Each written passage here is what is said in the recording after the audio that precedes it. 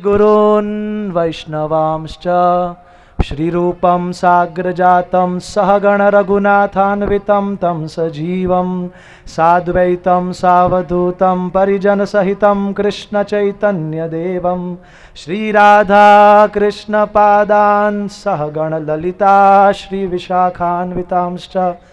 हे कृष्णा करुणा सिंधो दीनबंधो जगत्पते गोपेश गोपिका कांत राधा कांत नमोस्तुते। तप्त कांचन गौरांगी राधे वृंदावनेश्वरी वृषभानुसुते देवी प्रणमामि हरिप्रिये। वाञ्छा कल्पतरुभ्यश्च कृपा सिन्धुभ्य एव च पतितानां पावनेभ्यो वैष्णवेभ्यो नमो नमः। नमो विष्णुपादाय कृष्णपृष्ठाय भूतले श्रीमते भक्तिवेदांत स्वामिनिति नामिने। नमस्ते सारस्वते देवे गौरवाणी प्रचारिणे निर्विशेष शून्यवादी पाश्चात्य देशतारिणे। जय श्री कृष्ण चैतन्य प्रभु नित्यानंदा श्री अद्वैत गदाधर श्रीवासादि गौर भक्तवृंदा। हरे कृष्णा कृष्णा कृष्णा हरे हरे हरे राम राम राम हरे हरे। हरे Krishna.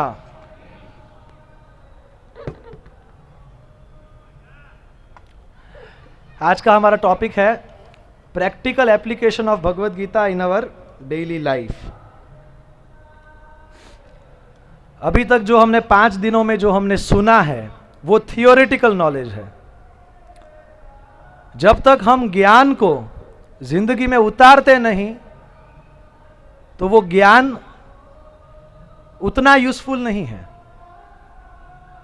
Unless knowledge is not so much useful unless there is an application for it in our life. ज्ञान की सार्थकता क्या है? जब जिंदगी में उतार के कुछ परिवर्तन आए। तो आज जो भी हमने 5 टॉपिक्स और आज हमारा 6th टॉपिक है, तो इस नॉलेज को अपने जिंदगी में कैसे अप्लाई करें ये आज का टॉपिक है। तो पावर पॉइंट प्रेजेंटेशन भी था, मगर जैसा परिस्थिति हमें अनुमति देगी, प्रभु जी हमारे धर्म से तो गौर प्रभु बहुत कड़ा परिश्रम कर रहे हैं। अगर प्रोजेक्टर शुरू हो गया तो आपको भी स्लाइड्स दिखेगी, वरना केवल मेरे को दिखेगी। मगर मैं आपको दिखा दूंगा जो मेरे को दिख रहा है। मैं आंखों से देखता हूं और आप कानों से देखिए, ज्ञान की आंखों से। तो हम थोड़ा एक शॉर्ट समरी ले लेते हैं कि हमने क्या 5 दिनों में सीखा। आध्यात्मिक जिंदगी की शुरुआत होती है जब हमें यह पता चलता है कि हम ये शरीर नहीं है, हम शरीर के अंदर है। हम देह नहीं है, हम देह ही है। जिसने देह को धारण किया है वो आत्मा हम है। अभी 10-15 दिनों पहले मेरे को एक सपना आया था, रियल बता रहा हूं, कि सपने के अंदर मैं सो रहा था सपने के अंदर सो रहा था और उसमें मैं जगा। सपने के अंदर सो के जगा तो मेरे को कुछ याद ही नहीं था। हम जब रात को सोते हैं तो हम भूल जाते हैं कि हम कौन हैं और हम कहाँ लेटे हुए हैं, और हम एक दूसरी आइडेंटिटी को धारण करते हैं सपने में। और जैसा हमको मन दिखाता है बेस्ड ऑन वेरियस फैक्टर्स, उस पल को, उस जिंदगी को हम जीते हैं। फिर जब हम उठते हैं तो हमारे हृदय में भगवान परमात्मा हमको याद दिलाते हैं कि तुम ये हो, तुम अभी इधर लेटे हो, ये तुम्हारी जिंदगी है। अगर वो याद ना दिलाए सर्वस्य चाहम हृदय सन्निविष्टो मत्तः स्मृतिर ज्ञानम अपोहनम च। भगवान हमको हृदय से हमको स्मरण दिलाते हैं। तो वो सपने में मैं उठा, मगर मैं अपने आप को बिल्कुल भूल गया था। तो मेरे साथीदार आए, मेरे माता पिता आए, और वो मेरे को याद दिलाने का प्रयास कर रहे हैं कि मैं कौन हूं, मगर मेरे को याद नहीं आ रहा। और मेरे लिए उस क्षण से नई जिंदगी शुरू हुई, क्योंकि अभी तक जो मेरे को पता था वो अभी मेरे को याद नहीं था। फिर मैं उठा सपने से, तो मेरे को 2015 की याद आ गई, जब मैंने पहली बार इस्कॉन की भगवत गीता ली, और मैं रानीप में एक रूम रख के मैं रहता था। तो मैंने वहां जाके मैंने भगवत गीता पढ़ना शुरू किया।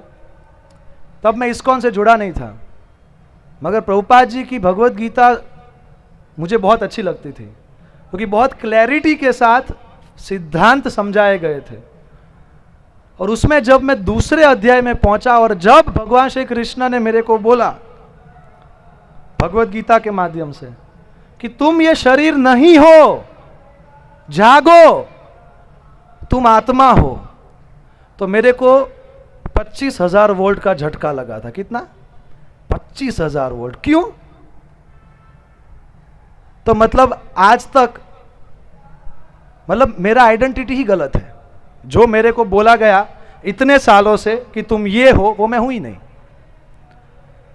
तो मेरे रिश्ते का क्या, मेरे जिंदगी के लक्ष्य का क्या, अभी तक जो मैंने जिंदगी जी उस दिशा का क्या।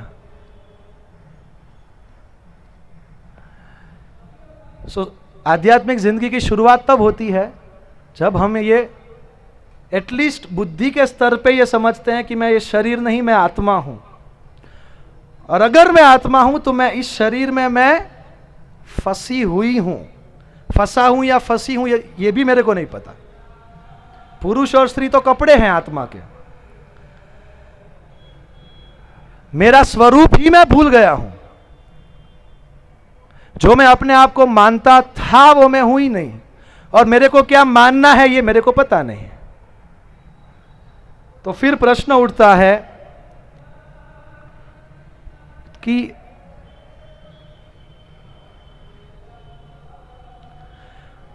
अगर मैं आत्मा हूं तो मैं किधर से आई? शरीर इधर का है, मैं किधर से आई? ढंग से तो Gaur Prabhu, it is hanged, it is hanged. So फिर हमने देखा कि हम भगवान के धाम से आए हैं। आत्मा इस भौतिक आत्मा ये जड़ संसार के परे है, और भगवत धाम भगवान के धाम से आई है। तो इस संसार के रिश्ते तो शरीर के साथ हैं, और मैं शरीर हूं ही नहीं। तो मेरा रिश्ता किसके साथ है? तो मेरा रिश्ता भगवान के, तो मैं आत्मा हूं तो परम आत्मा भगवान के साथ मेरा रिश्ता है, और मैं भगवान के साथ था। और वो जगह में कोई दुख नहीं था, ना जन्म, ना मृत्यु, ना बुढ़ापा, ना कोई रोग, ना कोई तड़प, केवल आनंद। मगर तो अभी मैं कहां हूं?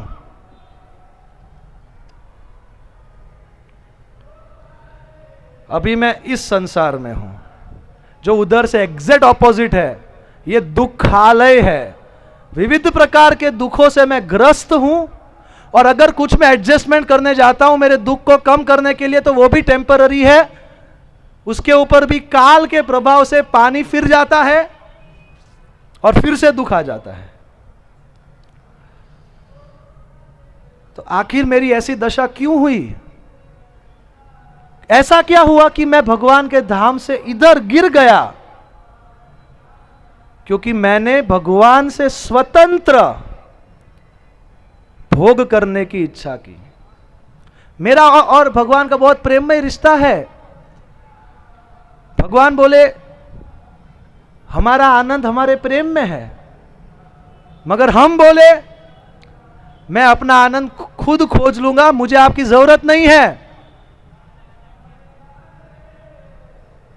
तो भगवान ने समझाया, उधर भी बोला भगवत गीता, मगर मैं समझा नहीं। मेरे को लगा कि ये तो भगवान मुझसे ईर्ष्या करते हैं, मैं भी भगवान बन सकता हूं। तो जो भगवान की सत्ता को नहीं मानते, प्रेममयी सत्ता, और जो भगवान के अनुसार नहीं जीना चाहते, उसको इस संसार कारागार में भेजा जाता है। ये हमने कल देखा था कि ये जेल के समान है आत्मा के लिए। जेल का उद्देश्य क्या है? रेक्टिफिकेशन। आत्मा भगवान से विमुख विद्रोह करके इधर खुश होने को आई है। जब वो ये समझ जाएगी कि ये संभव नहीं है, जन्म जन्मांतर लात खाने के बाद, सत्संग में ज्ञान सुनने के बाद, जब वो भगवान के ओर देखेगी और बोलेगी, हे भगवान, अब मैं समझ गया हूं कि मैं आपका हूं और आप मेरे हो, मेरे से गलती हो गई, मगर अब मैं आपके चरणों में आया हूं, अभी आप मुझे स्वीकार कीजिए।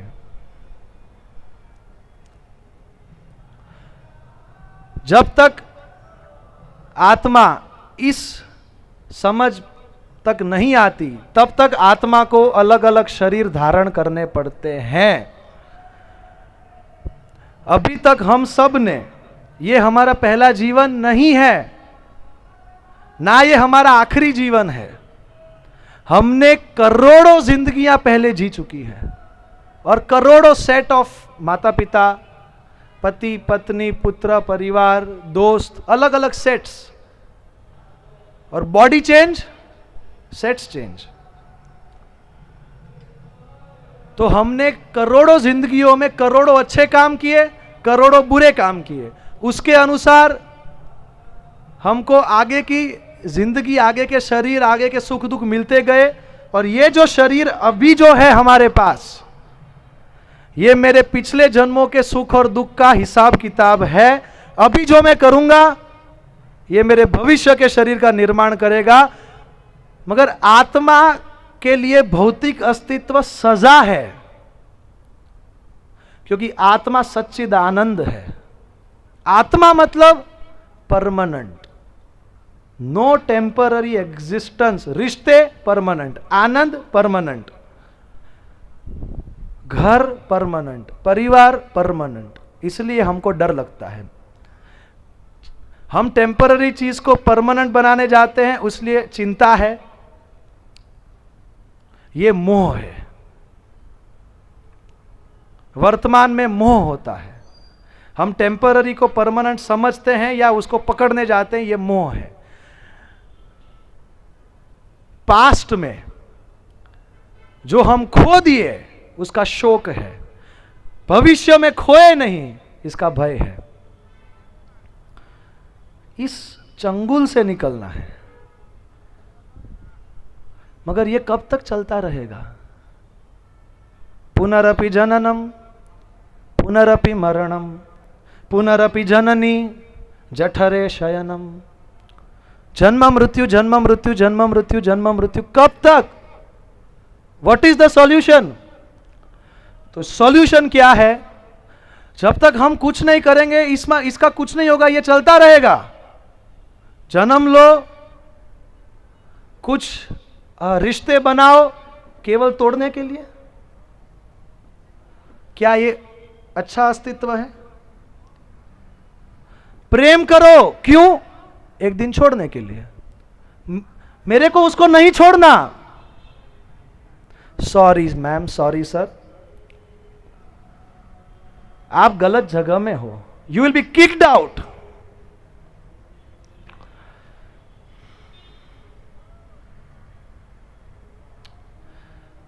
तो हमने भगवान से विद्रोह करके जितनी भी इच्छाएं की, उसको ब्रॉड कैटेगरी में 84 लाख टाइप्स ऑफ डिजायर्स में उसको कैटेगराइज किया गया। और उसके अनुसार 84 लाख ड्रेसेस या बॉडीज आत्मा को मिलते रहते हैं।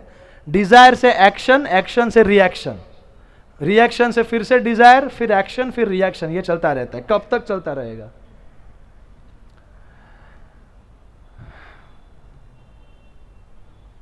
आया क्या ऑन स्क्रीन? क्या करना है अभी? तो हमने कल के सेशन में देखा था कि 3 प्रकार के कर्म होते हैं, कर्म, विकर्म, अकर्म। जो शास्त्रों में निर्धारित कर्म है आत्मा के लिए, उसकी मुक्ति के लिए, उसके मोक्ष के लिए, उसके कर्तव्यों के पालन के लिए, उसको कर्म बोला जाता है। शास्त्रों के विपरीत कार्य को विकर्म बोला जाता है। कर्म से, कर्म मतलब अच्छा कर्म, उससे अच्छा फल मिलेगा, उसको भी भोगने के लिए भौतिक शरीर आत्मा को धारण करना पड़ेगा। बुरा कर्म करते हैं तो उसका बुरा फल के लिए, उसको भोगने के लिए उसको भी शरीर मिलेगा और उसमें उसको दुख भोगना पड़ेगा। अब सॉल्यूशन क्या है?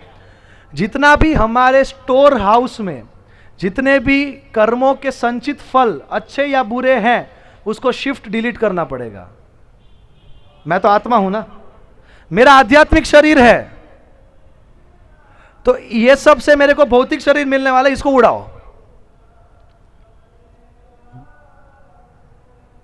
और आगे कोई रिएक्शन होना, आगे मैं जो भी एक्शन करूं, जो भी कर्म करूं, उसका रिएक्शन नहीं होना चाहिए, ताकि जब मृत्यु आए मेरा हिसाब क्लियर हो, 0-0। इसलिए वो कर्म जो जिसका कोई रिएक्शन नहीं है उसको अकर्म बोलते हैं। जो आगे अ है वो कर्म का विपरीत नहीं है, जिसका रिएक्शन नहीं है वो अकर्म है। तो अगर आत्मा को फिर से भगवत धाम जाना है तो उसको अकर्म करना पड़ेगा। अब ये अकर्म क्या है? आया क्या पावर पॉइंट? इसमें आ गया? ओके। तो आप क्या देख रहे हो इधर? बंदूक वाले को देख रहे हो ना? आज का सेशन बहुत इंपॉर्टेंट है, ध्यान से समझना। अकर्म क्या है? एक व्यक्ति बॉर्डर के ऊपर बंदूक से अपने दुश्मन को मार रहा है तो उसको मेडल मिलता है, उसको सरकार सम्मानित करती है। मगर अगर वही आर्मी वाला वही बंदूक से रास्ते पे किसी को उड़ाएगा तो फांसी मिलेगी। क्यों ऐसा? एक ओर वो सेवा कर रहा है, दूसरी ओर वो भोग कर रहा है। समझ में आ रहा है? जब उसने देश के लिए, देश का प्रतिनिधित्व करते हुए उसने किसी को मारा, उसमें उसका कोई पर्सनल एजेंडा नहीं है, तो it is as good as he is not acting, he is acting for the country. तो देश ही कार्य कर रहा है उसके माध्यम से, ये उसका कार्य नहीं है। मगर जब वो किसी को मारता है तो ये उसका कार्य है। तो जिसका एक्शन उसको रिएक्शन। समझ में आ रहा है? तो इसीलिए अकर्म को भक्ति कर्म भी बोला जाता है या उसको योग भी बोला जाता है, ये हम आगे देखेंगे। बट एसेंशियली अकर्म का डेफिनेशन क्या है कि मैं अपने लिए, मेरे को क्या अच्छा लगता है, मेरे को क्या अच्छा नहीं लगता, मेरे को किस पे मजा आएगा, इस फ्रेम ऑफ रेफरेंस को त्याग कर मैं भगवान की सत्ता को स्वीकार करूं कि हां भगवान है और भगवान मेरे स्वामी हैं, भगवान सबके स्वामी हैं और भगवान जैसा चाहते हैं भगवान के अनुसार ही मैं कार्य करूंगा और उसमें मेरा कोई एजेंडा ना हो। मेरा एक ही एजेंडा है कि मेरे को भगवान आप चाहिए, इस संसार की कोई चीज ना चाहिए, ना लेनी है ना देनी है। I don't want to hold on anything material because I am spirit. इसको अकर्म बोलते हैं।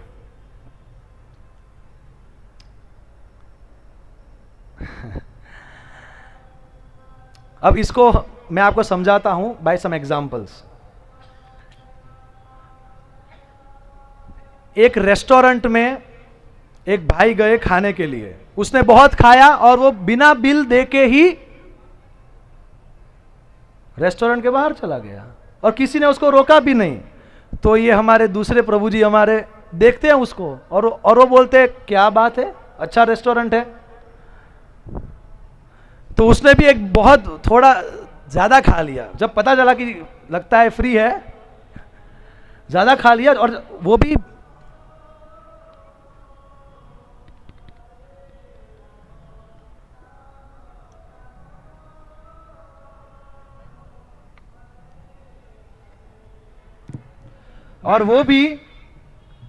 बिना बिल दे के हुए वो रेस्टोरेंट से निकलने का प्रयास किया। तो उसको सारे स्टाफ ने रोक लिया कि भाई क्या, कुछ भी, पैसा निकालो।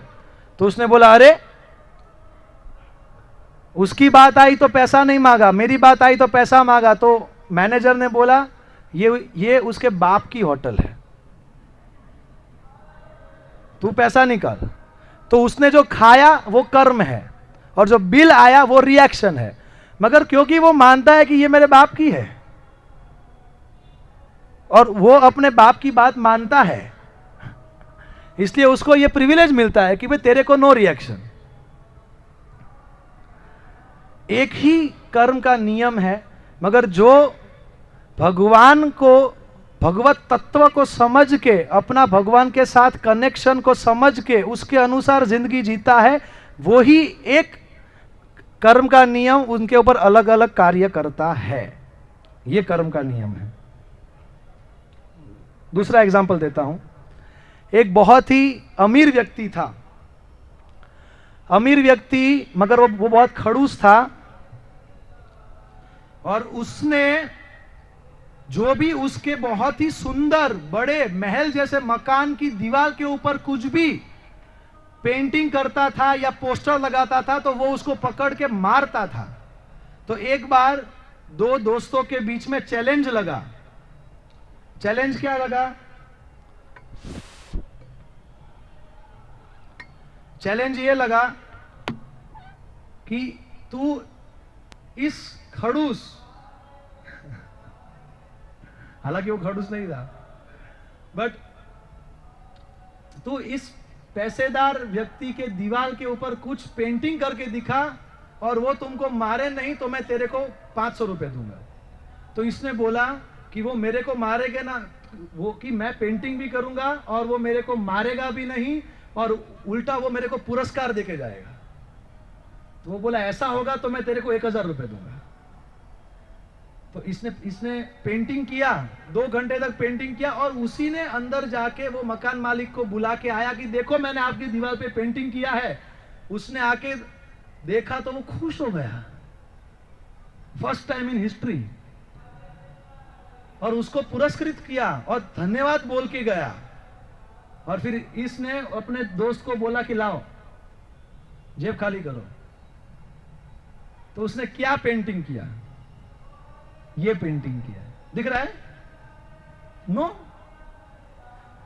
Stick no bills. उसने ऐसा पेंटिंग किया कि इस दीवार के ऊपर कुछ चिपकाना नहीं है, कुछ पेंटिंग नहीं करना है, ऐसा उसने पेंटिंग कर दिया। तो उस मकान मालिक को लगा कि अच्छा ये तो मेरे को असिस्ट कर रहा है, ये तो मेरे को हेल्प कर रहा है, ये मेरे बिहाफ के ऊपर ये कार्य कर रहा है, इसलिए उसको पुरस्कृत किया। उसको कोई रिएक्शन नहीं आया।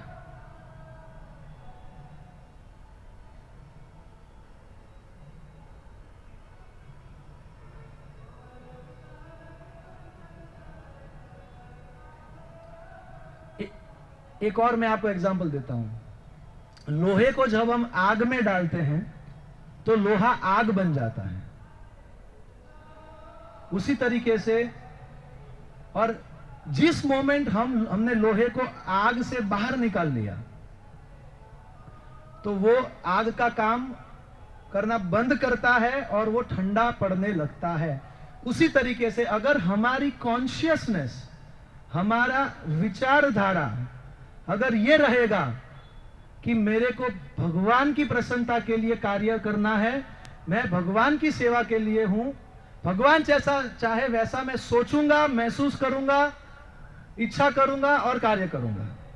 थिंकिंग, फीलिंग, विलिंग, एक्टिंग, तो उसके लिए एक्शन सेम रहेगा मगर रिएक्शन नहीं आएगा।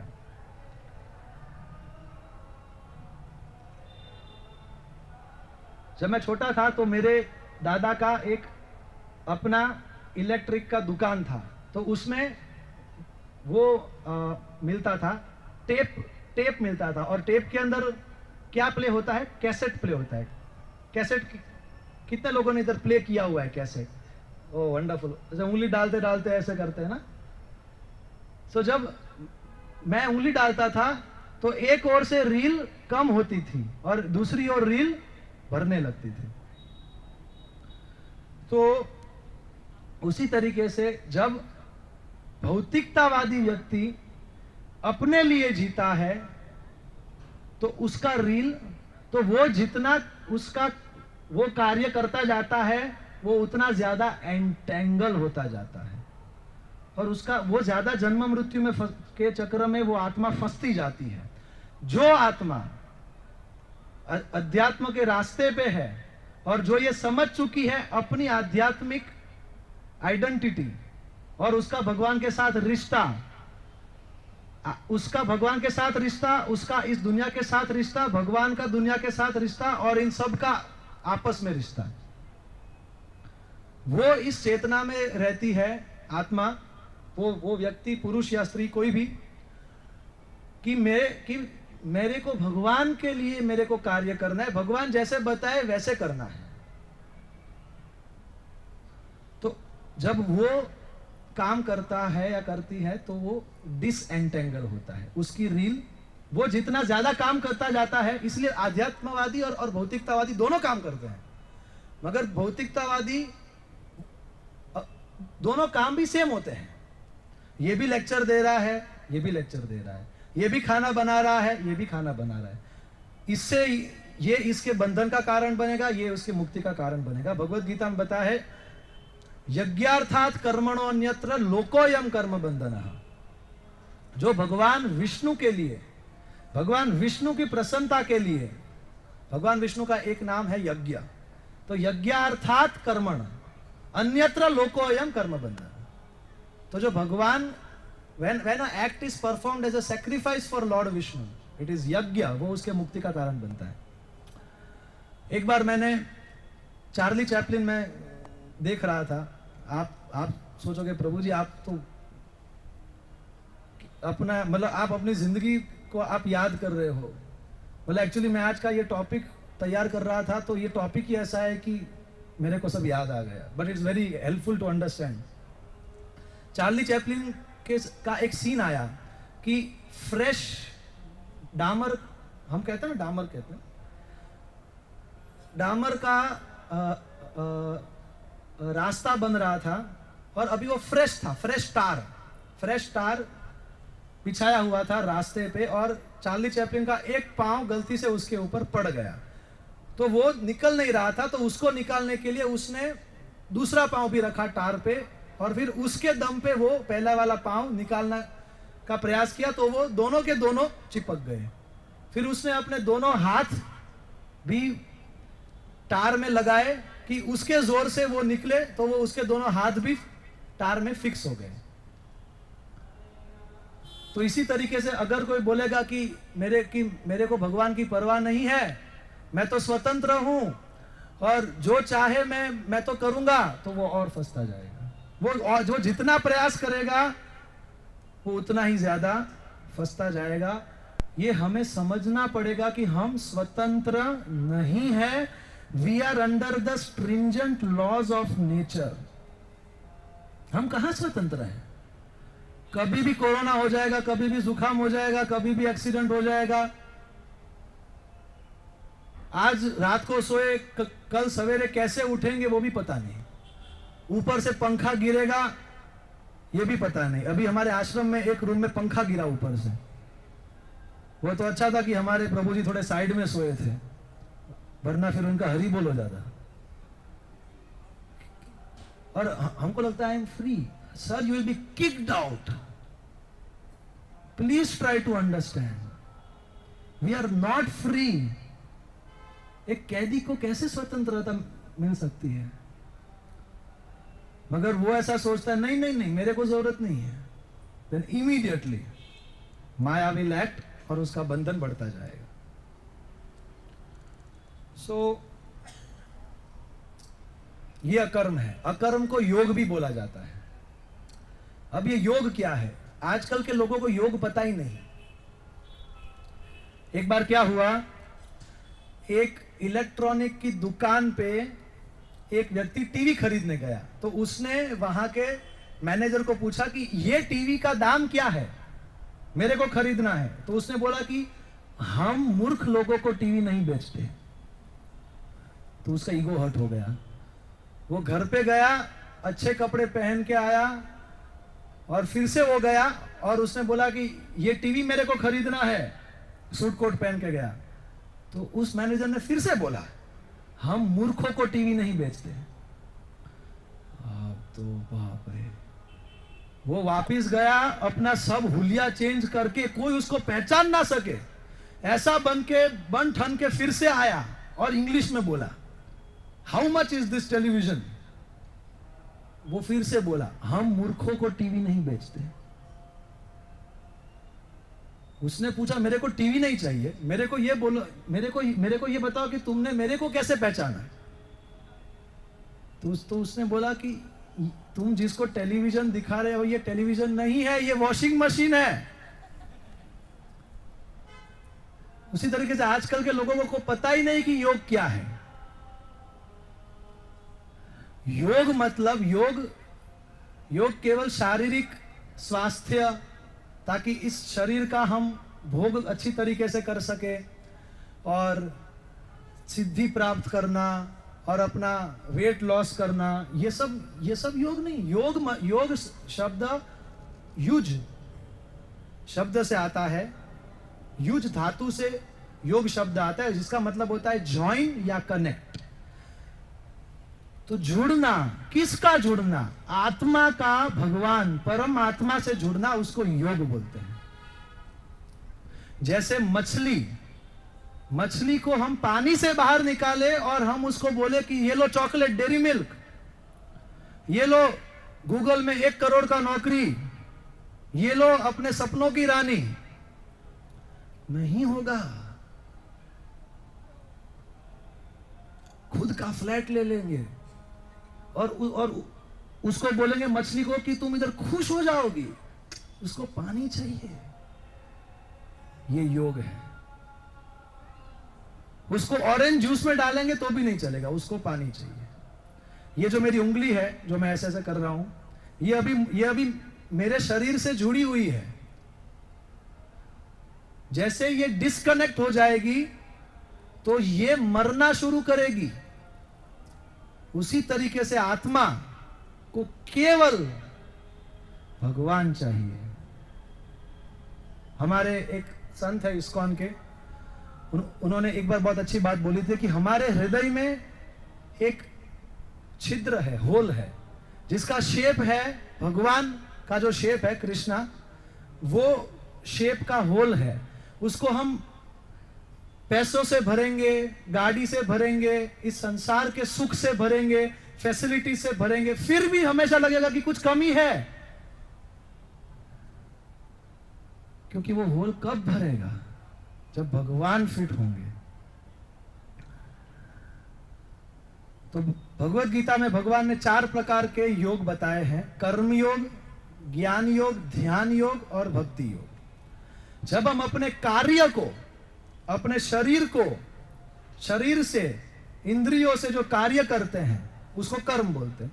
जब उससे हम भगवान को, जब हम उन कार्यों के माध्यम से हम भगवान से जुड़ने का प्रयास करते हैं तो वो कर्म योग बन जाता है। ज्ञान योग मतलब कि जब हम अपनी बुद्धि के माध्यम से भगवान से जुड़ना चाहते हैं, जैसे कि अभी आप 6 दिन इधर आए, तो ये क्या है? इट्स ज्ञान योग। हम बुद्धि के माध्यम से तो ये ज्ञान है, मगर जब हम भगवान से कनेक्ट हो रहे हैं तो वो ज्ञान योग है। ध्यान योग मतलब जब हम अपने मन को मेडिटेशन के माध्यम से भगवान से जुड़ते हैं। और भक्ति योग मतलब जब हम आत्मा डायरेक्ट भगवान से जुड़ती है। तो जैसे बिल गेट्स है उस, या फिर ठीक है, जैसे बिल गेट्स है, उसने इतने सारे विंडोज के वर्जन बनाए। अब उसी को सबसे ज्यादा पता होगा कि सबसे अच्छा ऑपरेटिंग सिस्टम कौन सा है। जैसे कि स्टीव जॉब्स, अभी तो वो नहीं है इसलिए मैंने बिल गेट्स का एग्जांपल दिया। अगर स्टीव जॉब्स होते तो अगर सबसे अच्छा एप्पल का फोन कौन सा है तो वो उन्हीं को सबसे अच्छा पता है। ये सृष्टि भगवान ने बनाई और वही भगवान 4 प्रकार के योग बता रहे हैं। तो वही भगवान से हमको जानना चाहिए कि सबसे अच्छा रास्ता क्या है, सबसे अच्छा कर्म क्या है जो मैं करूं तो मेरा ये जन्म अंतिम हो सकता है और मैं आपके पास पहुंच सकता हूं। तो भगवान भगवत गीता के 6ठे अध्याय के अंतिम श्लोक में बताए, योगिनाम अपि सर्वेषां मद्गतेरंतरात्मना श्रद्धावान भजते यो मां सवे युक्त तमो मतः। भगवान बताए कि जो भक्ति के माध्यम से जो मुझसे जुड़ रहा है वो सब योगियों में सर्वश्रेष्ठ है। तो जैसे कोई रथ होता है तो रथ में जो 5 घोड़े हैं वो हमारी 5 इंद्रियां हैं। जो सारथी है वो इंटेलिजेंस है, वो बुद्धि है। जो सारथी के हाथ में जो रस्सियां हैं जो घोड़ों को पकड़े हुए हैं वो मन है। और जो ट्रैवलर है, जो बैठा है, जो मुसाफिर है वो आत्मा है। तो अगर आत्मा डायरेक्ट जुड़ती है भगवान से तो ये तीनों के तीनों चीज ऑटोमेटिक जुड़ जाएगी। इसीलिए भक्ति योग में ऊपर के तीनों योग आ जाते हैं, इसलिए वो सर्वश्रेष्ठ है। जैसे 1000 के नोट में 5 रुपए, 10 रुपए, 50 रुपए, 100 रुपए वो ऑलरेडी इंक्लूडेड है। तो सारा कॉन्सेप्ट भगवान बताए कि तुमको मेरे को शरणागत होना है और कोई उपाय नहीं है। भगवान श्री कृष्ण ने अर्जुन को भगवत गीता में 18 अध्याय सुनाए। लास्ट में भगवान ने बोला, सुनो, प्रश्न उत्तर चलते रहेंगे, सेमिनार इस्कॉन के चलते रहेंगे। दिल की बात बताता हूं, किसी को नहीं बताई आज तक। ये सब ज्ञान में सर्वश्रेष्ठ गुह्यतम ज्ञान है। क्या? सर्वधर्मान परित्यज्य मामेकम शरणं व्रज अहम त्वाम सर्व पापेभ्यो मोक्षयिष्यामि मा शुचः। तुम जो कुछ भी सोच रहे हो मेरे अलावा वो सब छोड़ो और माम एकम शरणम व्रज, मेरे पास आ जाओ, मैं सब देख लूंगा यार, तुमसे अच्छा मैं देखूंगा। तेरा टेंशन मेरा टेंशन, मेरे को तो चांस दो। खुद चांस इतना लिया, प्रॉब्लम में और फंसते जा रहे हो, मेरे को तो चांस दो। अहम त्वाम सर्व पापे भी, और जितना पाप कर मैं उड़ा दूंगा। मोक्ष ईशामी, मोक्ष दे दूंगा। मां शुच, चिंता मत करो, मैं बोल रहा हूं।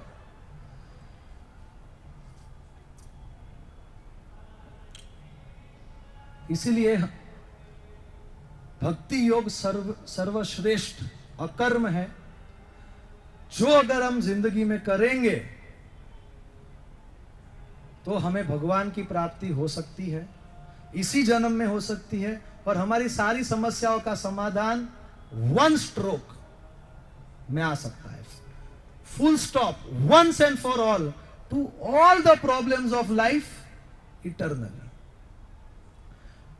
तो ये भक्ति योग क्या है जी? भक्ति योग समझाइए।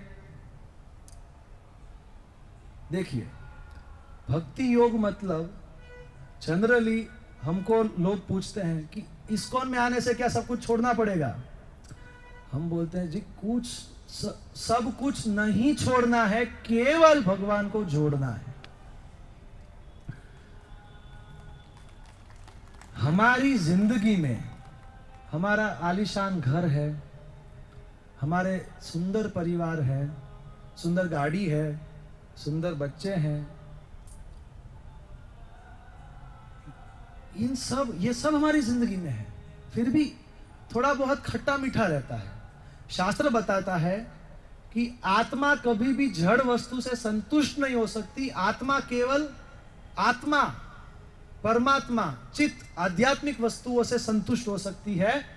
जैसा हमने उदाहरण दिया मछली का, तो सारी जड़ वस्तुएं उसके लिए जीरो है। 1 0, 2 0, 3 0, 4 0, सबका वैल्यू जीरो है। कृष्ण एक है। केवल भगवान को हमको अपनी जिंदगी में जोड़ना है, तो अपने को कोई जीरो छोड़ना नहीं है। जितना जीरो रखो और भी लो, कृष्ण को आगे रख दो, तो हमारा वैल्यू उतना ही बढ़ जाएगा। हाँ, पीछे जीरो के पीछे एक मत रखना। सब कुछ कर दिया, अब हम कुछ नहीं कर सकते, तब भक्ति करेंगे तो हमारा वैल्यू क्या होगा? अब भी करो। जैसे भगवान को फ्रेश फ्लावर ऑफर करते हैं, मुरझाया हुआ थोड़ी करते हैं। वैसे ही हमें भक्ति योग इज ऑल अबाउट प्रायोरिटी। हमको भगवान को अपनी जिंदगी में प्रायोरिटी बनाना है। तो छोड़ना क्या है? केवल ये अहंकार छोड़ना है कि भगवान मैं आपके बिना भी खुश रह सकता हूं। नहीं रह सकता। भोक्तारम यज्ञ तपसाम सर्वलोक महेश्वरम सुहृदम सर्वभूतानाम ज्ञात्वा माम शांति मृच्छति। भगवान आप भोक्ता हैं, भगवान आप नियंता हैं, भगवान आप प्रोपराइटर हैं, आप मालिक हैं, आप सबके सर्वोच्च मित्र हैं और मैं आपका दास हूं। पुंसास्त्रिय मैथुनि भावमेतम तयोर्मिथो हृदय ग्रंथि माहो अतः गृह क्षेत्र सुताप्त वित्तेर जनस्य मोहोयम अहम ममेति। केवल मोह छोड़ना है और कुछ नहीं छोड़ना है, और केवल कृष्ण को जोड़ना है। अहम ममेति से अहम ब्रह्मास्मि तक पहुंचना है। मैं और मेरा, इससे निकलना है। ये सब कृष्ण का है, मैं भी कृष्ण का हूं। आओ इसी परिवार को वैकुंठ लेके चलते हैं। वैकुंठ लेके जाने की भी जरूरत नहीं। जैसे ही कृष्ण को ऐड कर दिया, यही घर मंदिर बन जाएगा और वैकुंठ इधर ही आ जाएगा। भक्ति योग सरल भी है, कोई भी भक्ति योग कर सकता है। यहां पे हमने देखा कि छोटा बच्चा हो या बुजुर्ग व्यक्ति हो, वो भक्ति योग कर सकता है। ध्यान योग, ज्ञान योग, कर्म योग हर कोई व्यक्ति नहीं कर सकता। भक्ति योग कोई भी कर सकता है। तो मैक्सिमम लोग मैक्सिमम रिजल्ट शॉर्ट टाइम में भक्ति योग के माध्यम से ही ले सकते हैं। हमारी जिंदगी कितनी है? शॉर्ट। प्राप्त क्या करना है? बहुत बड़ा। तो शॉर्टकट चाहिए और इजीली एक्सेसिबल, इजीली हम इसको एडॉप्ट कर सके। इसलिए भक्ति अबेंडनमेंट नहीं है, भक्ति अडॉप्शन है। कुछ छोड़ना नहीं है, मगर कृष्ण को अपने जिंदगी के हर पहलू में जोड़ना है। और सबसे महत्वपूर्ण बात यह है कि भक्ति योग के माध्यम से हमारा ओरिजिनल नेचर रिवाइव होता है। हम सब लोग आत्मा है। जैसे ही हम भक्ति योग में जुड़ते हैं, एक्चुअली हमारे सबके हृदय में कृष्ण प्रेम है। कुछ लोग बोलते हैं कि इसको ब्रेन वॉश करता है। सही बात है, जंक लग गया है। आपने काम, क्रोध, लोभ, मोह, ईर्ष्या, द्वेष, अहंकार का इतना गंदगी फैला दिया कि वो अपने आप को ही नहीं पहचानता। तो हमारे पास आता है तो हम उसको पकड़ के साफ कर देते हैं ताकि वो अपने आप को पहचान सके। बाहर अगर आप वॉश करने जाएंगे अपने गाड़ी को, तो वो 300, 500, 1000, 2000 लेते हैं। हम लोगों का मन, हम लोगों का दिल साफ कर देते हैं, वो भी मुफ्त में। तो ठीक है, आप हमारी प्रशंसा मत करो, कम से कम क्रिटिसाइज तो मत करो, थैंक यू बोलो। हम लोग ही परेशान है कि हमारे खुद जी ये मेरे पति देव हैं, इनको गुस्सा आ जाता है, और इनका स्वभाव बदलता नहीं। हम बोलते हो लाओ, इस फाउंडेशन कोर्स में बैठा हो, 6 दिन में ट्रांसफॉर्मेशन गारंटी। और अगर थोड़ा जंग ज्यादा है तो केरोसिन डाल के करना पड़ेगा, तो उसके लिए उसको थोड़ी तैयारी दिखानी पड़ेगी। इसीलिए हमारे सबके अंदर कृष्ण प्रेम है। It's not a artificial imposition on the mind. बाहर से कुछ थोपा नहीं जा रहा, केवल अंदर से जगाया जा रहा है। जैसे कि वॉल्केनो होता है, वॉल्केनो को क्या बोलेंगे? ज्वालामुखी। जब ज्वालामुखी शांत हो जाता है और आप 10-15 साल के बाद उस पहाड़ के ऊपर जाते हो, तो वहां पे जहां से ज्वालामुखी फटा वहां पे एक पानी का तालाब बन जाता है, और हरियाली और पेड़ और सब पूरा पहाड़ हरा भरा हो जाता है। उस पहाड़ के नीचे लावा है, कभी भी फूट सकता है। मगर 10-15 साल के बाद, 25 साल के बाद, 50 साल के बाद जाएंगे तो हम ये मान नहीं पाएंगे कि इसके अंदर ज्वालामुखी है। उसी तरीके से आत्मा इतने अनादि काल से भगवान को भूल चुकी है कि अगर उसको बोला जाए कि तुम्हारे हृदय में भगवान के प्रति प्रेम है, तुम भगवान के हो, तो वो बोले ये कैसे संभव है? तो आत्मा का स्वभाव है भगवान से प्रेम करना, और भक्ति योग से वो डायरेक्ट नित्य सिद्ध कृष्ण प्रेमा साध्य कबू नाय श्रवणादि शुद्ध चित्ता करय उदाय। नित्य सिद्ध कृष्ण प्रेम हृदय में है, साध्य कबू नाय, कहीं पे जाके प्राप्त करने की जरूरत नहीं है। श्रवण आदि, केवल फाउंडेशन कोर्स में आओ और इसके बाद लेवल 2 कोर्स में आओ, डाकोर यात्रा में आओ, बैठ के सुनो बस। तो क्या होगा? श्रवण आदि शुद्ध चित्ता, चित्त शुद्ध होगा, करय उदाय, और वो प्रेम भगवान के प्रति जागृत हो जाएगा। तो इसको भक्ति योग बोलते हैं। और क्यों भक्ति योग को हमको अडॉप्ट करना चाहिए ये भी मैंने बताया, क्योंकि इसमें कुछ छोड़ना नहीं है, सब कुछ जोड़ना है। It's all inclusive, it is flexible, हर कोई कर सकता है, और ये डायरेक्ट आत्मा को भगवान से जोड़ता है। ये डायरेक्ट आत्मा का स्वभाव रिवाइव करता है। ये बेस्ट अकर्म है जो हम कर सकते हैं, बेस्ट योग है भक्ति योग। Okay, how to practise it?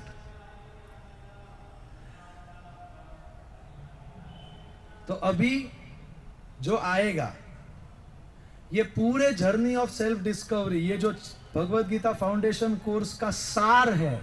आपको कुछ भी याद ना रहे, 5 दिन का, 6 दिन का, कोई बात नहीं।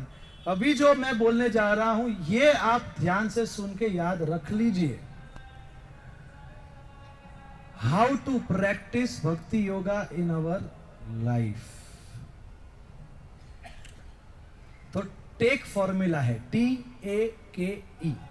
T for temple, A for approach, K for Krishna connection, E for eliminate. इसको हम एक के बाद एक हम देखेंगे। T for temple. भक्ति योग की शुरुआत होती है जब हम मंदिर से जुड़ते हैं। मंदिर क्या है हम ये समझ सकते हैं 3 उपमा से, एनालॉजी से। टेम्पल एक यूनिवर्सिटी है। यूनिवर्सिटी में क्या होता है? यूनिवर्सिटी में एजुकेशन होता है, नॉलेज ट्रांसमिशन होता है, spiritual discussion, knowledge transmission, heart transformation.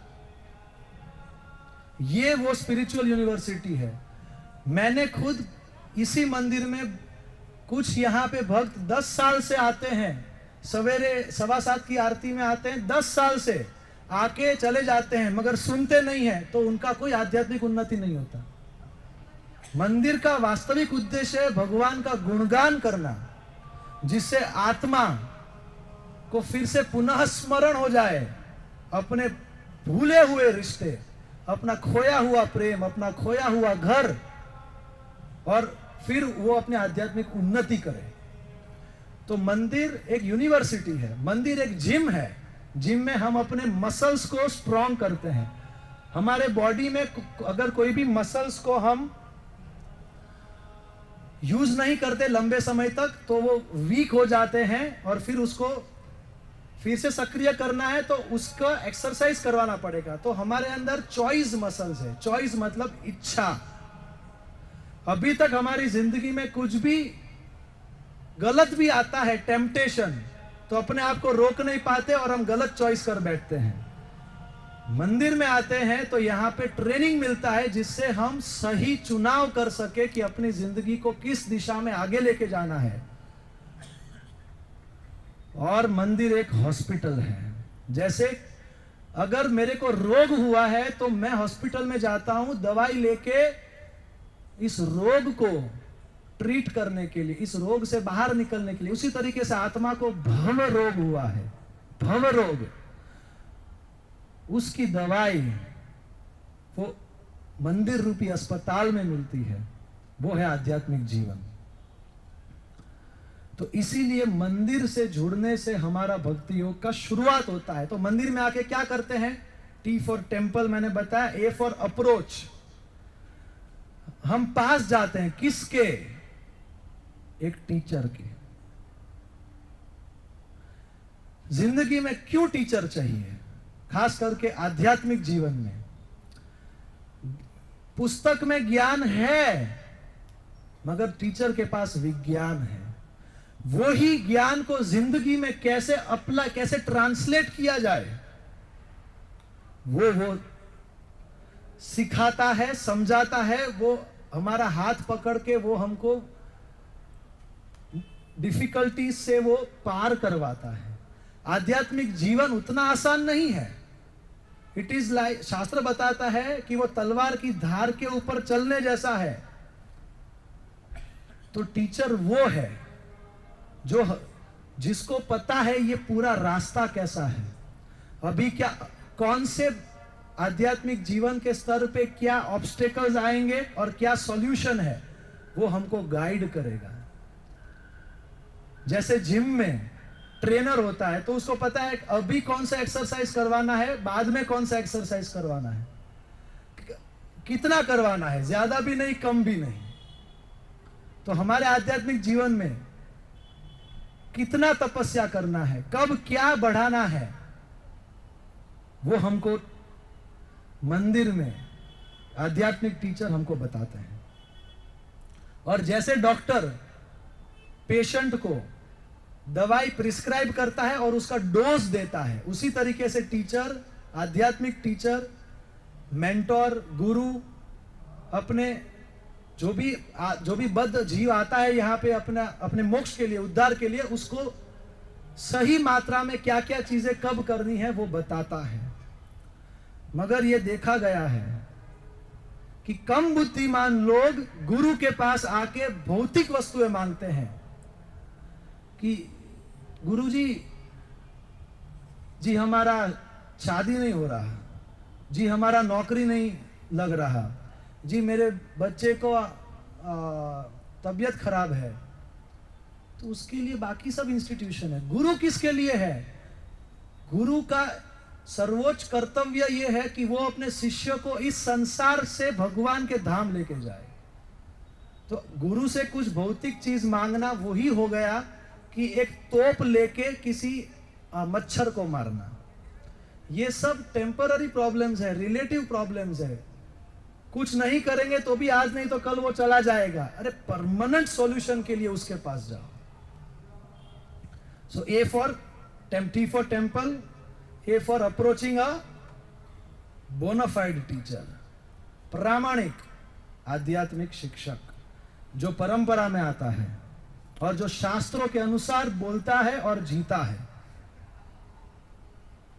अब मैं आपको, इसीलिए हमको गुरु के पास कृष्ण कनेक्शन के लिए जाना चाहिए, गॉड कनेक्शन के लिए जाना चाहिए। सो के फॉर कृष्ण कनेक्शन। अब उसका मैं आपको फॉर्मूला बताता हूं, ABCD।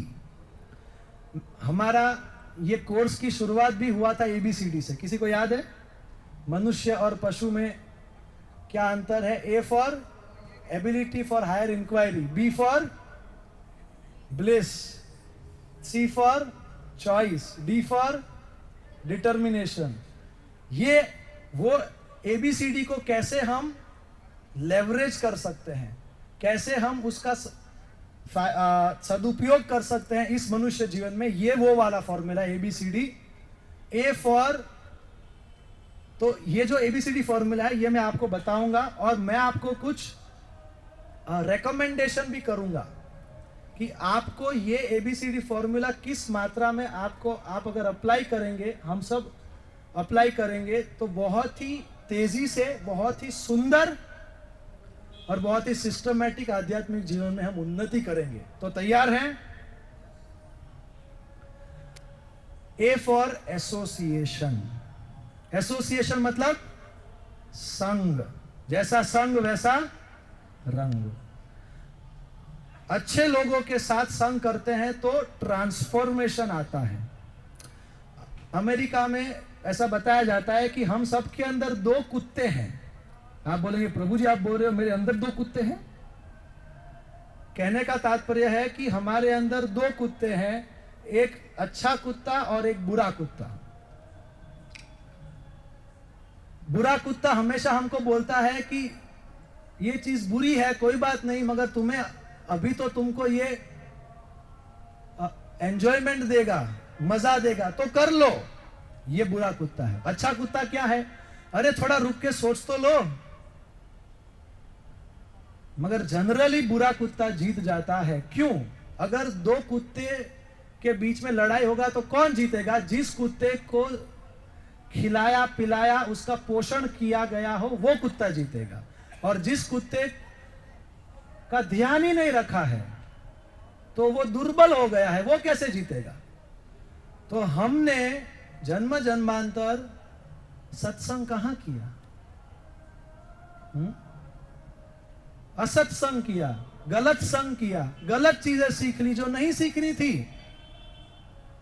तो ये एसोसिएशन मतलब ऐसा सत्संग जब हम अपने अंदर के अच्छे कुत्ते को हम पोषण दे रहे हैं, हम खिला रहे हैं, ताकि जब लड़ाई होगी तब अच्छा कुत्ता जीत जाएगा। जो बुरा कुत्ता है वो मन है, जो अच्छा कुत्ता है वो बुद्धि है। और ये हमारा आपके लिए रिकमेंडेशन है कि ये A फॉर एसोसिएशन एटलीस्ट हफ्ते में 1 बार मंदिर में आके सुनना है, आके केवल चले नहीं जाना है। इसीलिए लेवल 2 कोर्स में हमने एवरी वीक में एक सेशन रखा है। उसका भी मैं आपको इंफॉर्मेशन दे देता हूं कि 27 अप्रैल को हर गुरुवार को हमारा सेशन होगा लेवल 2 का, जो 27 अप्रैल से शुरू होगा। आगे का इंफॉर्मेशन प्रवचन खत्म होगा उसके बाद बताऊंगा, मगर हर हफ्ते को आपको इधर आना है। ये बैटरी ऐसी है कि जो 6 दिन ही चलेगी। जब इधर से सुन के जाएंगे तो एक माइंडसेट बनता है जिससे आध्यात्मिक जिंदगी हम अच्छी तरीके से जी सकते हैं, पालन कर सकते हैं। 6ठा दिन आएगा तब हम सबसे ज्यादा दुर्बल होंगे, तो 7वें दिन आना पड़ेगा बैटरी रिचार्ज करने के लिए। तो एटलीस्ट हफ्ते में 1 बार, उससे ज्यादा भी आ सकते हैं, तो कम से कम हफ्ते में 1 बार। तो ये A for association. B for books, किताब। पहले के जमाने में बताया जाता था कि अगर समझदार बनना है तो गाय का दूध पीना चाहिए और किताब पढ़ना चाहिए। किताब पढ़ने से क्या होता है कि संशय, डाउट्स दूर होते हैं। डाउट्स इतने खतरनाक असुर है कि जितना भी हमने आध्यात्मिक ज्ञान अर्जित किया है, एक भी अगर डाउट रह गया वो हमारा सब आध्यात्मिक ज्ञान खा जाएगा और वो हमको अंदर से खोखला कर देगा। इसीलिए हम लोग डिस्कशन करते हैं। लेवल 2 में जो भी आप में से ज्यादातर भक्त आने वाले हैं, तो सबको एक पर्सनल मेंटोर दिया जाएगा, तो उसके साथ बैठ के आपका सारा डाउट्स क्लियर होगा। और ऐसे सेशंस अटेंड करने से डाउट्स क्लियर होता है। बुक्स पढ़ने से डाउट्स क्लियर होते हैं, बुद्धि तीक्ष्ण होती है। सही क्या है, बुरा क्या है, क्या बंधन का कारण है, क्या मुक्ति का कारण है, क्या मेरे फायदे में है, क्या नुकसान में है, कैसे पता चलेगा? किताब पढ़ेंगे तो।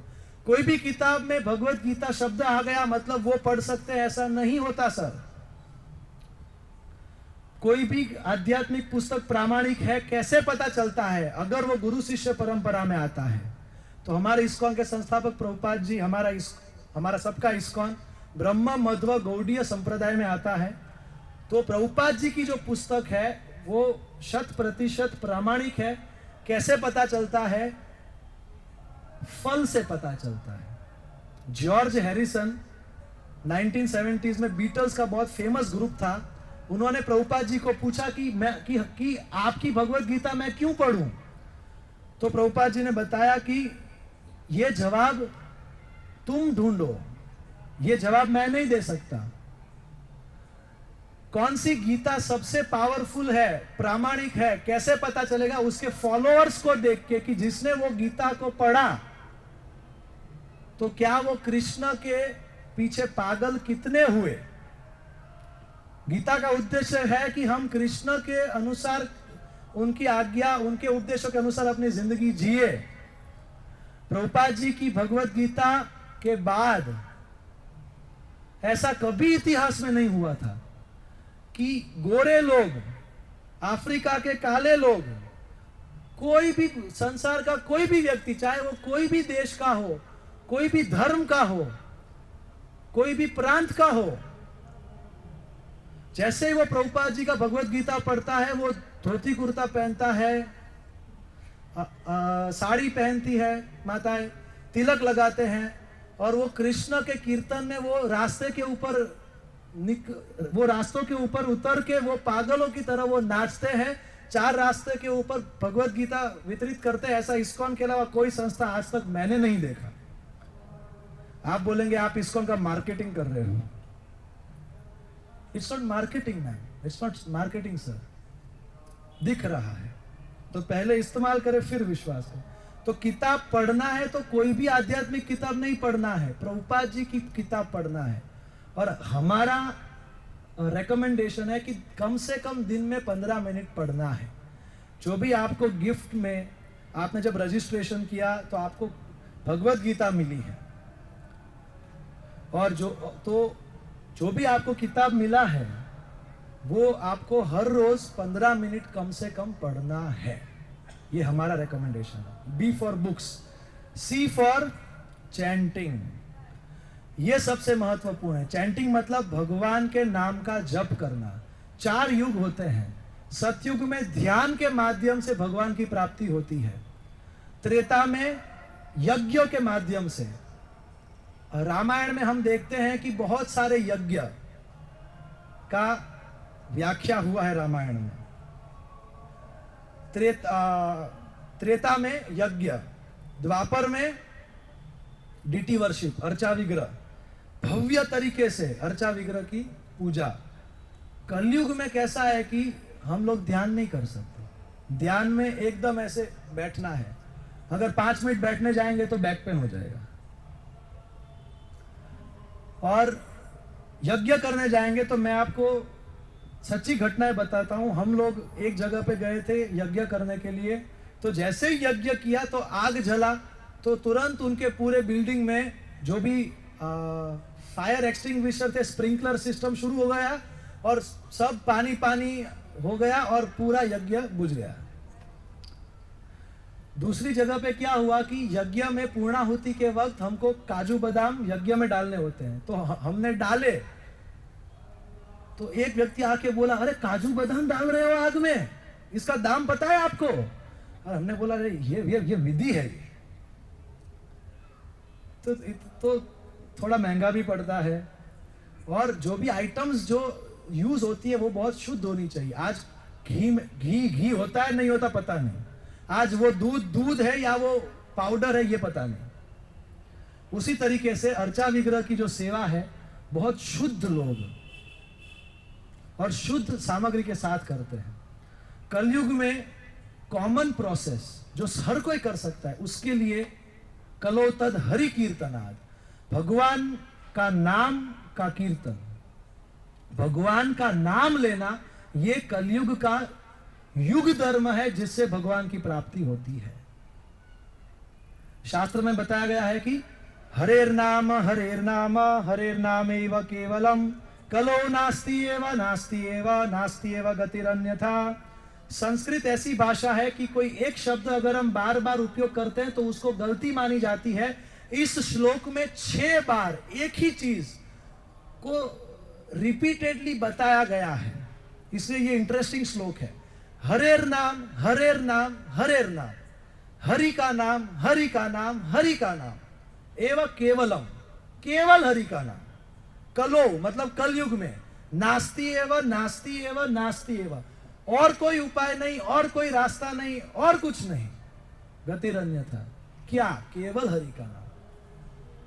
भगवान ने अपनी समस्त शक्तियां अपने नामों में अर्पित कर दी है, इसलिए हम एरे गेरे का नाम नहीं लेते, भगवान का नाम लेते हैं। तो भगवान और भगवान के नाम में कोई अंतर नहीं है।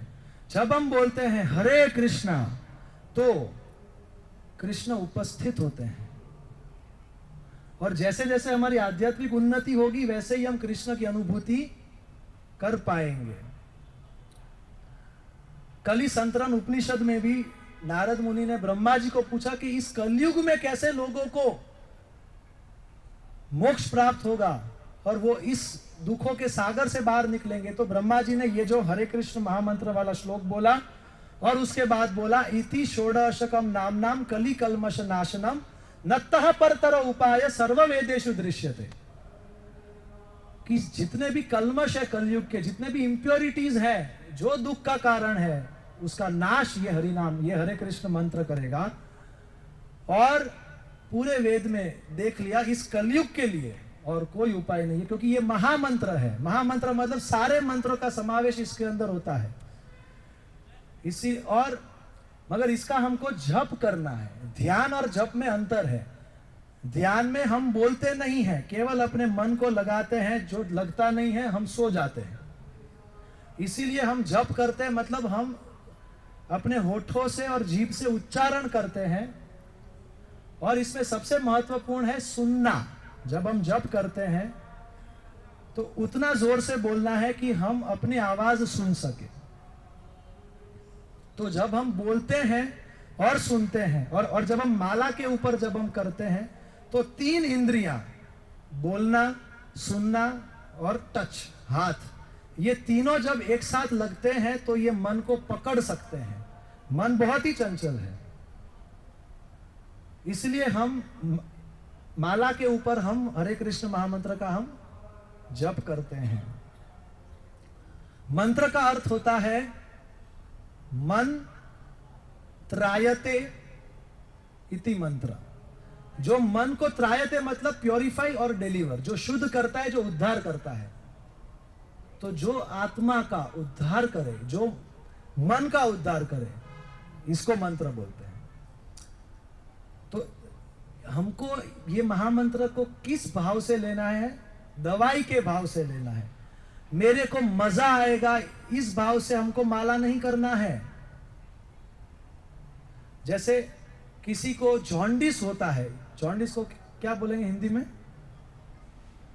पीलिया। पीलिया मेरे को भी हुआ था जब मैं 10th में था। तो पीलिया में क्या दवाई क्या है? गन्ने का जूस, गन्ने का रस। मगर जिसको पीलिया हुआ है, जब वो गन्ने का रस पिएगा उसको कैसा लगेगा? खट्टा लगेगा। जो लास्ट चीज जो उसको पीना है, जिसको पीलिया हुआ है, वो है गन्ने का रस। वही दवाई है मगर, और वो मीठा है। तो जैसे जैसे वो पीता जाता है, जैसे जैसे वो क्योर होता जाएगा, उसका रोग जिस मात्रा में कम होता जाएगा, उस मात्रा में उसको गन्ने के रस की मधुरता का आस्वादन होता जाएगा। उसी तरीके से भगवान का नाम बहुत मधुर है, मगर अभी हमको भी रोग हुआ है, हमको अविद्या का रोग है। कौन सा रोग? अविद्या का। इसीलिए भगवान का नाम लेने में कभी मजा आ भी सकता है भगवान की कृपा से, कभी नहीं भी आ सकता। आए या ना आए, उसको दवाई के भाव से लेना है, और धीरे धीरे उसके अंदर टेस्ट, स्वाद आने लगेगा। ये जो महामंत्र है हरे कृष्ण महामंत्र, it is like a umbilical cord. Umbilical cord मतलब जब माता के गर्भ में पशु होता है तो वो शिशु को पोषण मिलता है अपने माता से, उस धागे से। उसी तरीके से अभी हम हमारे माता पिता को नहीं देख पा रहे हैं, हम इधर है, मगर वो जो धागा है जो हमको जोड़ता है वो है ये महामंत्र, जिसका हम जप करेंगे तो हमको हमारे आध्यात्मिक जीवन को पोषण मिलेगा। ये महामंत्र एक कांटेक्ट नंबर की तरह है, फोन नंबर की तरह है। अगर हमको भगवान राधा कृष्ण के साथ संपर्क करना है तो जैसे ही हम ये हरे कृष्ण मंत्र का जप करते हैं तुरंत हमारा कांटेक्ट बन जाता है, तुरंत हॉटलाइन कनेक्शन। कुछ लोग बोलते हैं कि प्रभु जी गिन के क्यों माला करते हैं, मैं अगर भाव से एक भी नाम लेते हैं तो क्या नहीं चलता? चलता है, मगर कौन सा भाव? हमारा मन बोलता है कि आज 1 घंटे भगवान का नाम ले लो, और कल बोलेगा छोड़ो यार आज टाइम नहीं मिला।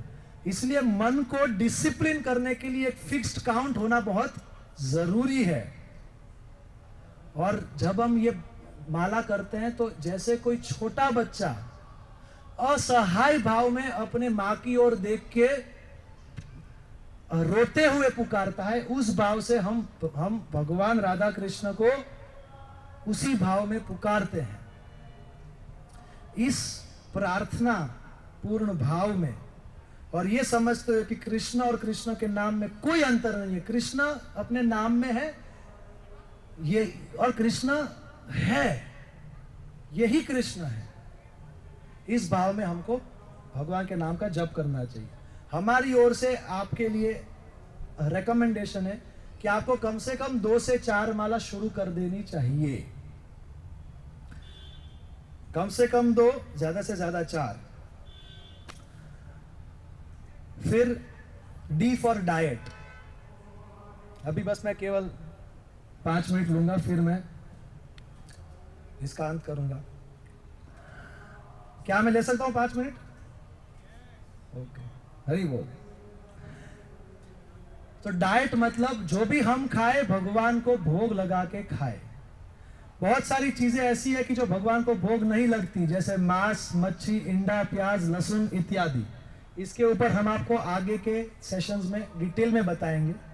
फिलहाल मैं आपको सिद्धांत बताता हूं कि एक शिल्प शास्त्र नाम का शास्त्र है जिसके अंदर भगवान के विग्रह की स्थापना की विधि है। जैसे कि कोई पेपर होता है, नासिक में करेंसी नोट छपते हैं, एक और जब पेपर छपने जाते हैं तो वहां पे लोग लकड़ी लेके खड़े होते हैं। जब पेपर छप के दूसरी ओर निकलते हैं वहां पे सिक्योरिटी गार्ड मशीन गन लेके खड़े होते हैं। क्यों ऐसा? पेपर तो वही है मगर अब वो करेंसी नोट बन गया है। उसी तरीके से शिल्प शास्त्र के अनुसार जब नीति नियमों के अनुसार चुनिंदा पत्थर से चुनिंदा लोगों द्वारा उपयुक्त भाव में भगवान का मूर्ति को बनाया जाता है, और जब उसकी प्राण प्रतिष्ठा कोई शुद्ध भक्त करके उस पे भगवान को आवाहन करता है, वो भगवान, तो वो विग्रह, वो पत्थर नहीं है, वो भगवान ही है। हम किसी पत्थर को हम नहीं भजते, मगर जिसमें शास्त्रों के अनुसार प्राण प्रतिष्ठा होके उसके अंदर भगवान का प्रेजेंस को इन्वोक किया गया है, उसको जब हम ऑफर करते हैं फूड, खाना प्रेम से, तो वो प्रसाद के रूप में फिर हम उसको ग्रहण करते हैं। जैसे कि पोस्ट कार्ड होता है, पोस्ट बॉक्स होता है, तो लाल कलर के पोस्ट बॉक्स में हम केवल अपना पत्र डालेंगे तो निश्चित है कि वो अपने लक्ष्य तक पहुंच जाएगा। उसी तरीके से जब हम वो भगवान के विग्रह, वो भगवान ही है। अगर हम प्रार्थना करते हैं तो वो निश्चित पहुंच रही है, और ज्यादा आध्यात्मिक उन्नत भक्तों को उसका जवाब भी मिलता है। तो जैसे कोई एक्सपर्ट इलेक्ट्रिशियन वो ही इलेक्ट्रिसिटी का उपयोग करके फ्रिज में ठंडक भी ला सकता है और हीटर में गर्मी भी ला सकता है, उसी तरीके से भगवान आध्यात्मिक वही शक्ति है एक ही शक्ति है जिसका आगे विस्तार आध्यात्मिक शक्ति और भौतिक शक्ति होता है। तो अगर हम जब भगवान को भोग लगा रहे हैं तो उसी को आध्यात्मिक करके भगवान हमको प्रसाद के रूप में वापस देते हैं। तो हमारा आपके लिए रेकमेंडेशन है, बेस्ट ये है कि हम जो भी खाए केवल प्रसाद खाएं, मगर शुरुआत में पूरे दिन में कभी ना कभी कोई एक फ्रूट या नट्स, ड्राई फ्रूट्स या दूध पूरे दिन में कभी भी हम भगवान को ऑफर करें और प्रसाद के रूप में एटलीस्ट दिन में एक बार हमारे अंदर प्रसाद जाना चाहिए ताकि हम शुद्ध हो। यहाँ पे जो प्रसाद मिलता है ये भगवान को भोग लगता है और ये हमारे पास आता है। तो अगर आप हर रोज ऐसा फुल प्लेट प्रसाद खा सको तो वो बेस्ट है, मगर फिलहाल शुरुआत के लिए जो मैंने बताया ये आप कर सकते हो। तो ये ABCD फॉर्मूला है। A फॉर एसोसिएशन, कम से कम एक बार मंदिर में आके सत्संग करना है। B फॉर बुक्स, जो भी आपको किताब मिला है रजिस्ट्रेशन के वक्त कम से कम 15 मिनट आपको हर रोज पढ़ना है। C फॉर चैंटिंग, कम से कम 2 से 4 माला करना शुरू करना है। और D फॉर डाइट, प्रसाद ग्रहण करना है। तो TAK हो गया। E फॉर एलिमिनेट, 4 चीजें करनी है ABCD और 4 चीजें नहीं करनी है। हमको कैसी जिंदगी जीनी चाहिए? शुद्धता वाली, पैक्ट फॉर्मूला है, अगर PPT होता तो दिखा देता। P for purity, A for austerity, C for compassion, T for truthfulness. अगर शुद्धता की जिंदगी जीनी है तो व्यभिचार नहीं करना है।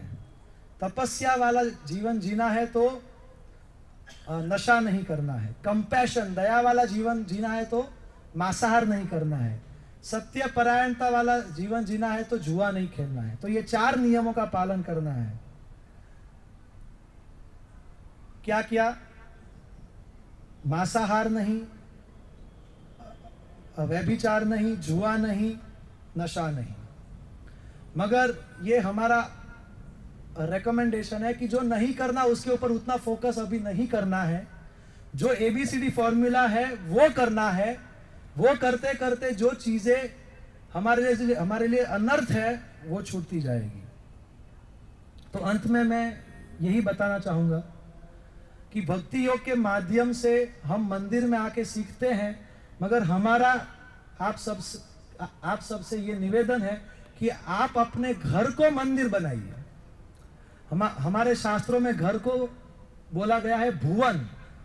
भू मतलब भगवान, जहां पे भगवान केंद्र में हो।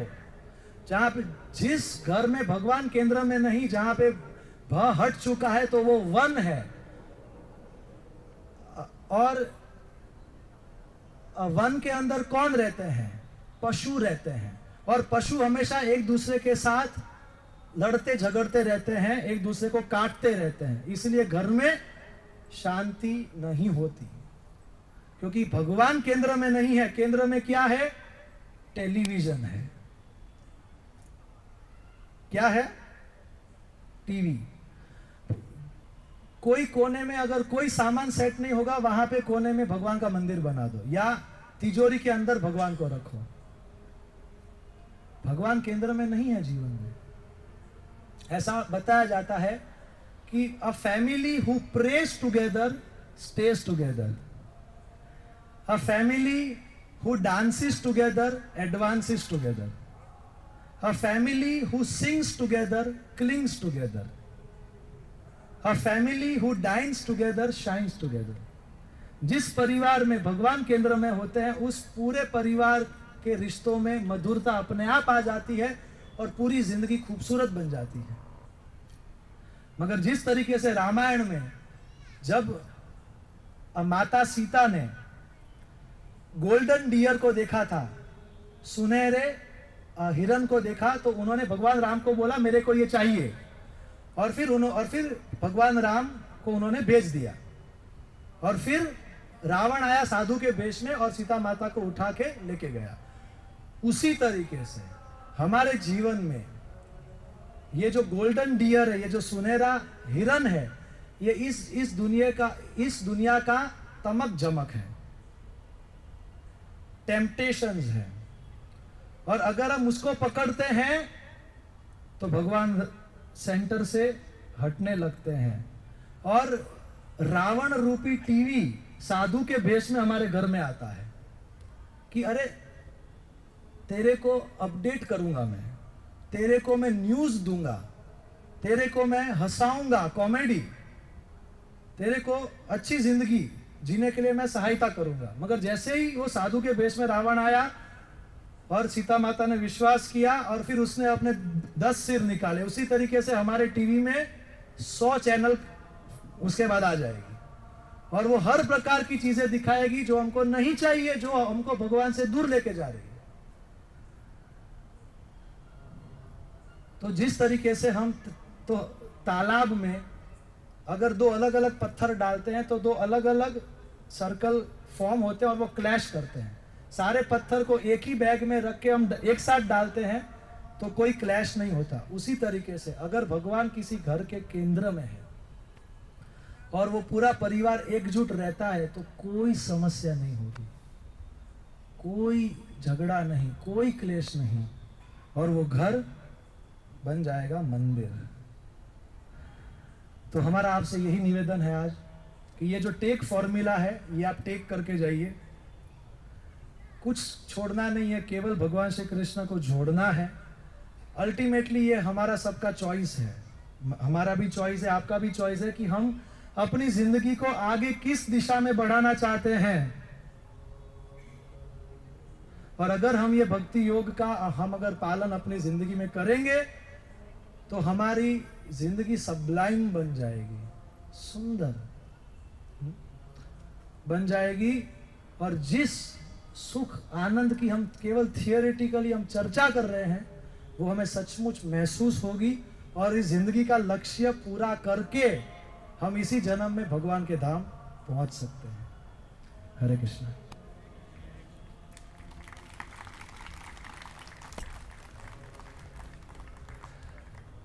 They can decide.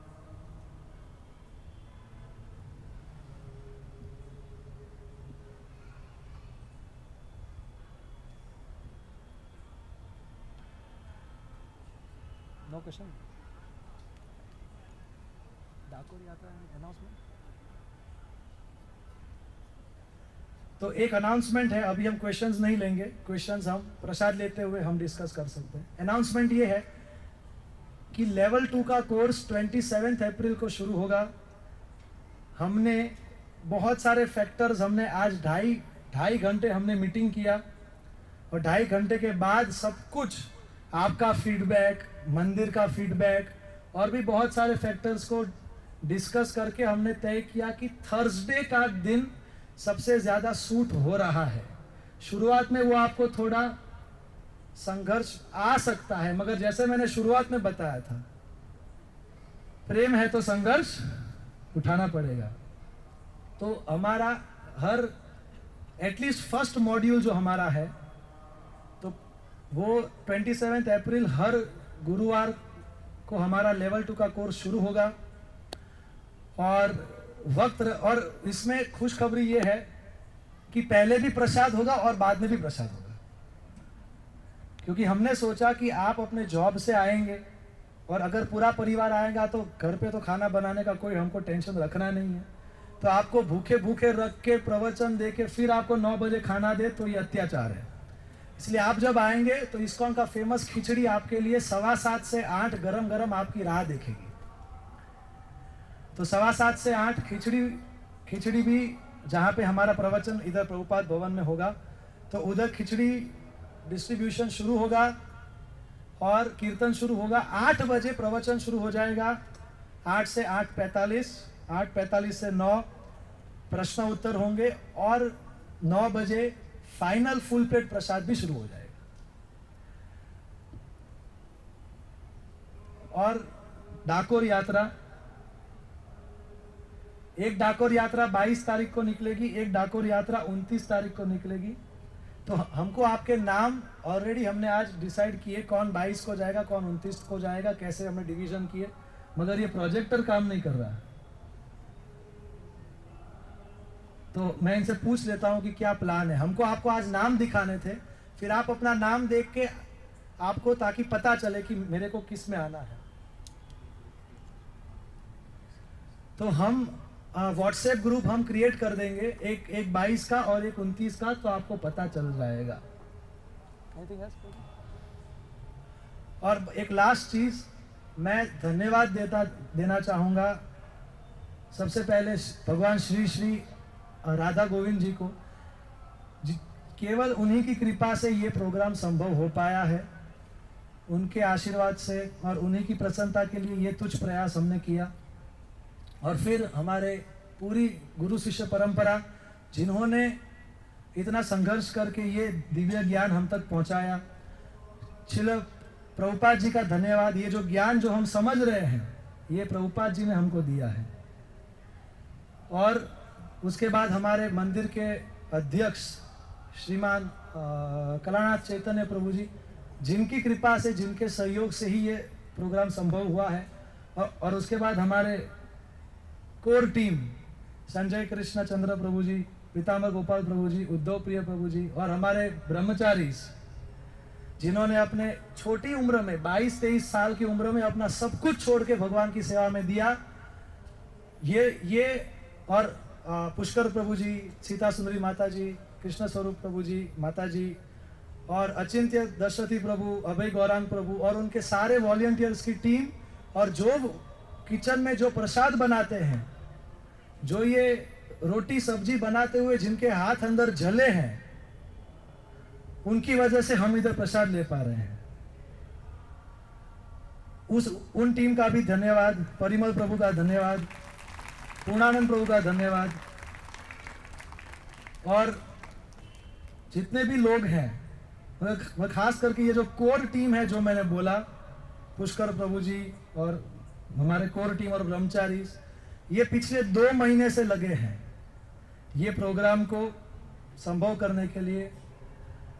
और हम सबसे ज्यादा हम आपका धन्यवाद करना चाहते हैं कि आपने अपना कीमती वक्त 12, 15, 18 घंटे अपने जिंदगी के आपने चॉइस किया कि आप इधर आएंगे और कुछ भगवान के बारे में जान के अपने जिंदगी में परिवर्तन लाएंगे।